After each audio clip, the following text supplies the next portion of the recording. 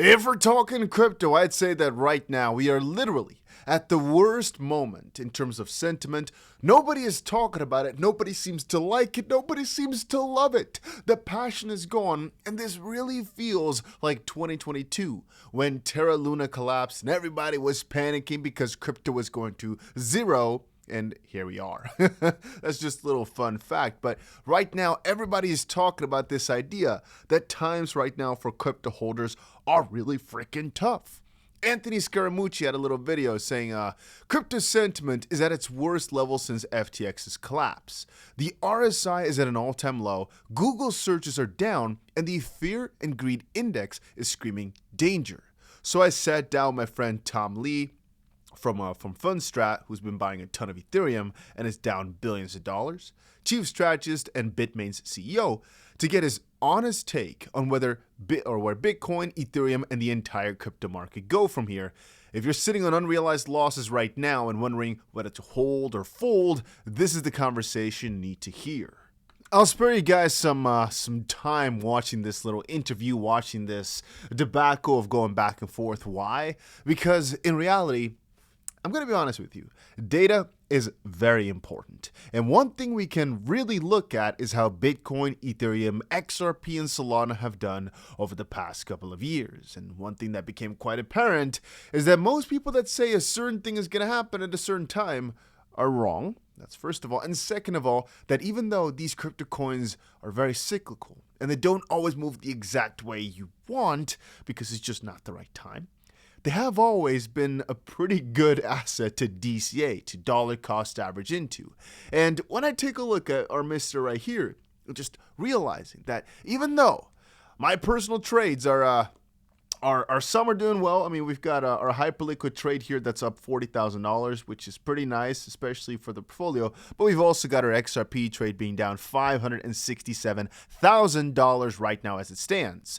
So that, of course, is not making my entire account look too good over on here because this trade was about $450,000 worth of profit before. So it's literally minus $1 million. I realized then for a second sometimes that he's down multiple billions of dollars, not on his own money, but from the fund. And the point being there that he may think whatever he wants to think, but he's down billions of dollars. And so even though you may say, yeah, but Dusty, but he's made billions before, or, well, because he's down billions upon billions of dollars. And I'm not saying down from the high. No, I'm saying down from whatever point they invested at. And so two things. One, if you're getting in now, hey, Germany just scored. I'm looking at the freaking World Cup right there. But I was going to say, first of all, right, if you're buying now, you're buying at a better price than he is, which, again, is pretty cool if you're talking about these multi-billion-dollar funds. And also, you see what type of balls these guys have got to hold on through. But also, and that's also one thing they say in this video, all these spearheads like CZ and all these freaking characters have said a big super cycle is coming. Where is it? And it's not necessarily that these guys were really wrong in their statements because it was quite logical. So, and also when you say a super cycle is coming, when? If you say it's coming and you didn't specify time, you can't ever be wrong as long as it doesn't go to zero. And I'm going to still stand tall and state that I really think the market is in a good spot. Some of the announcements I've been seeing, like American Express hiring a VP of stablecoin and blockchain partnerships to lead its stablecoin strategy and tokenized settlement push. I mean, that sounds pretty nice to me. I'm not sure exactly why American Express needs that for right now, but it's paying well. $280,000 a year for a vice president of stablecoin and blockchain partnerships and strategy. I'm not exactly sure who they want to partner with, but it sounds pretty cool. Or if we quickly scroll through here, JP Morgan saying yes to crypto adoption. Yeah, that's pretty good as well. I mean, things are looking good on that front. Also, right now, this is actually just a quick side note because I saw it happening. The NASDAQ 100 closed plus 2.3% higher after President Trump says U.S. and Iran have agreed to halt strikes and resume talks. We talked about this yesterday, and today the market reflected exactly what we had predicted, going up a pretty good penny. And Google was going down a lot over the past couple of days, so that's also recovered. I'd say there's two more interesting things to mention, though. One, and I'd say this is quite peculiar, is that Ansem, one of the most known crypto influencers, decided to launch a coin. And he basically did this, as far as I understand it, to basically bring the trenches back, bring the whole meme coin season back. That's why it's going absolutely trending right now. But also the coin has been doing pretty well. I'm thinking right now it may be at about $104 million market cap, a pumped out fun coin, so anybody could have gotten in. That's pretty good, not gonna lie. And especially because if you take a look at the attention that's being brought to meme coins right now, again, and how many people are talking about it, how many people are going ape bonkers because of this and around this, it's a lot, right? It's a lot to take in. At the same time, really, there was all this talk of the AI bubble bursting and things only going down here from here.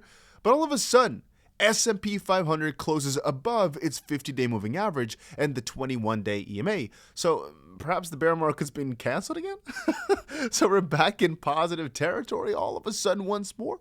And now for crypto, usually that would mean that the market would go down, right? Because that's kind of what always happens to crypto. Every single time we have something good happening in other markets, crypto decides to go down. It's just the story of our lives. But as I said, the one thing that seems to really keep everything afloat, besides Hyperliquid, which again is also one of those coins that just keeps performing like crazy, just doing absolutely crazy numbers, I'm going to say is the freaking Ansem coin.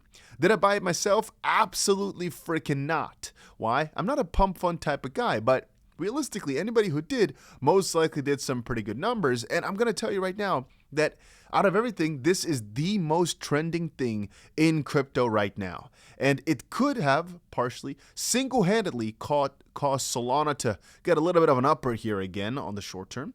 Then again, today has not been a really bad day for crypto at all. I mean, if we take a look at it, we can see Solana is up 7.5%, which is nice. Hyperliquid is up 11%. Zcash up 11%. If we take a look at the top gainers, yeah, it's some of those. Caspa up 10% or so. The worst ones, though, are also doing pretty bad, which is kind of typical for the crypto market that we're in, where your good days, like today, are not really that good. Nothing really is going out of our way to do fancy numbers. But also on the opposite side, even though some coins are doing bad, it's not an overwhelming majority. It's just a couple of coins with some double-digit losing.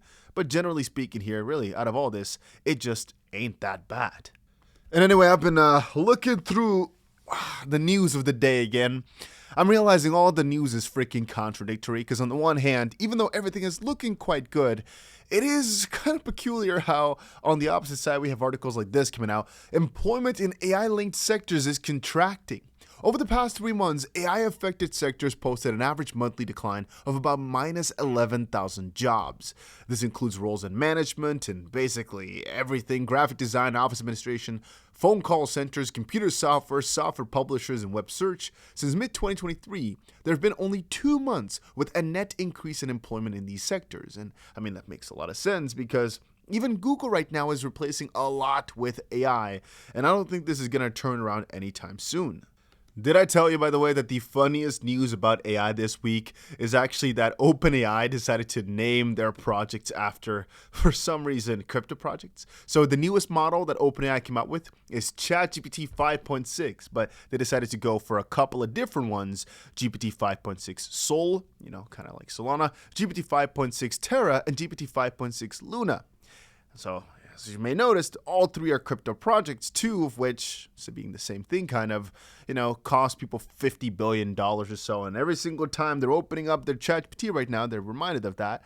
I don't know, I thought it was kind of ironical that a company like OpenAI, which probably knows a lot about crypto because of direct connections and 𝗕𝗓𝗓𝗓𝗓, especially because X is so full of crypto people, or at least, people that know about this stuff or about these scams.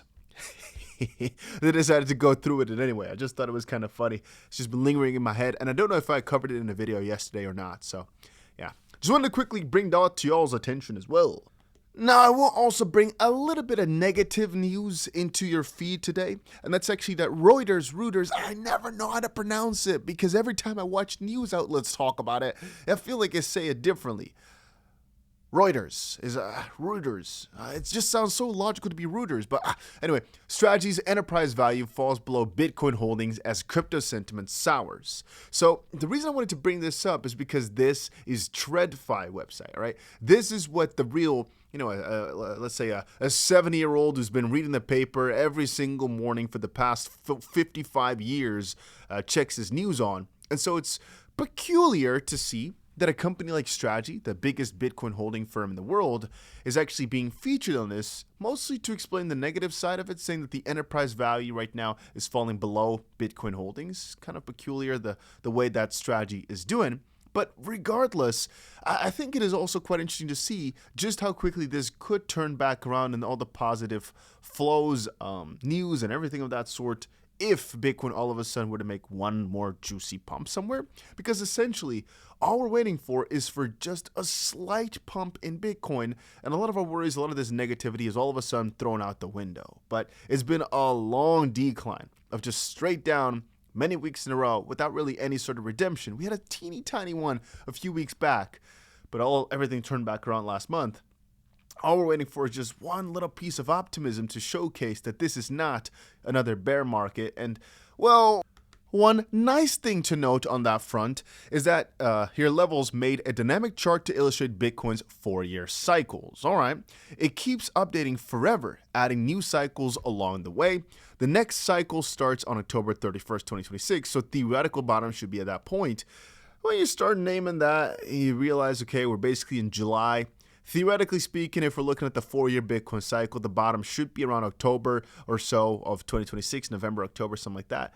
As I stated before a couple of videos ago, and actually last video as well, we're so much closer to the theoretical bottom and most likely the real bottom as well than we are towards the top or towards really. We're at that point where if you're selling right now and giving up, I don't think it's worth it anymore because we're down so much already. And it's just the point where you start bidding for optimism.